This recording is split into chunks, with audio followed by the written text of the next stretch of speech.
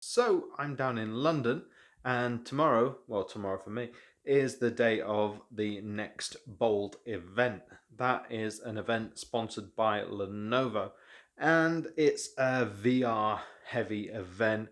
So, yeah, there's going to be a lot of things discussed there. There's going to be a lot of architecture, a lot of design, a lot of technology, and that's why I'm going, basically. Yeah, VR I am very, very interested in, and I believe that for the future of creatives, especially over the next 5 to 10 years, if you don't get into VR, you're going to be left seriously behind. In the same way that for 2D artists, if you haven't done a lot of 3D, we're starting to see the effects here. You know, as a 2D artist, you know, I'm pretty good, so I'm okay.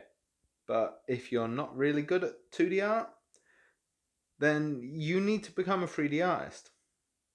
And it's the same with VR. If you're not gonna get into VR, you're gonna have a lot of trouble in the future. Over the next 5 to 10 years, yeah. Let's face it, VR is gonna become a very, very big thing. Now, when it comes to something like drawing tablets, over the next 20 years, could drawing tablets become very obsolete? Yeah. Now, you may have noticed I am not in the studio today. No, I am not. It kind of looks like I'm at IKEA, doesn't it? I'm at a student residence. This is the King's College student residence in London. That's where I'm staying tonight. Yeah, it kind of looks very cool. It's been a long time since I've been in student residence, as you know. Yeah, so this is just one of the apartments here. You can kind of rent one of these for the night or a couple of nights, a bit like a hotel, instead of staying at a hotel. Ooh, a bit wobbly here on my feet while recording on the phone. So yeah, that's very cool. Because I'm going to the conference tomorrow, I thought I'd stay here. Yeah, living the kind of student life for an evening. Awesome. And as you can see right here, I'm just charging a few of my gizmos and gadgets. And obviously, I'm reviewing at the moment. Haven't started filming my actual review, but over the course of the next couple of weeks, I am using and fully testing the Lenovo Yoga Book C930. You can see there I am doing a few sketches, testing the e-ink side of it there. Was drawing some people on the train there, and obviously I can use it at the same time there just to browse, a couple of awesome YouTube channels, ha ha ha ha ha ha, and check in my LinkedIn page and my Tumblr. Ooh. If you still do Tumblr, I don't know, barely do, but still post everything there. Occasionally some pictures and everything as well. Okay, so yeah, that review is going really well. What I'm finding, just in case you're interested, what I'm finding is okay, so the C930 yoga book, really interesting here. Since we're on the topic of, Lenovo, that in particular, and that kind of space, what I'm finding with the yoga book C930 is it's really good if you're somebody like me who kind of, I'm looking at my microphone. Sorry. What I'm finding is that if you're somebody like me who runs your own business, maybe even a couple of businesses, it's really good because I'm finding that every time I want to write something down, write a note, just scribble an idea, I'm using it like a notepad. It's kind of always on. It's really good for using as a jotter because my studio is 90% paperless. I'm very proud of that fact.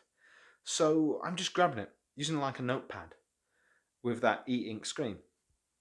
Kind of let me show you here. So I don't want to show you any of the notes because obviously it's all kind of, you know, kind of very private and there. But you can see I am, writing a lot of notes here, as well as doing sketches and stuff like that as well. But yeah, so that's kind of what I'm doing. as well as doing sketches on trains and things like that, which I've always done on my phone. But yeah, so it's very, very cool, and that's kind of what I'm using it for. And if you're the kind of person who runs your own business, has a lot to do, then that's kind of what you're going to use it for. And I think that's really, really good and really, really awesome. And that dual screen really, really helps with that. You know, having the screen to web surf and even just use for everything that you'd use the screen for, but the e-ink to take notes on and even do some rough sketching and drawing on. But you can have the screen for reference images while you sketch and draw as well. But because it's a Wacom stylus, you can actually do real drawing, and you can do real drawing on the screen as well. So it's a step up from just a tablet with a bad stylus, or trying to use one of those cheap styluses that doesn't have pen pressure and things like that on a regular stylus. So yeah, this is actually kind of a nice balance, especially for you professionals who kind of don't want an all-out drawing tablet, don't want to go for that kind of the Wacom Mobile Studio Pro, don't want to get a separate drawing tablet, and hook it up to a powerful PC. This is nice. It's a kind of a unique experience.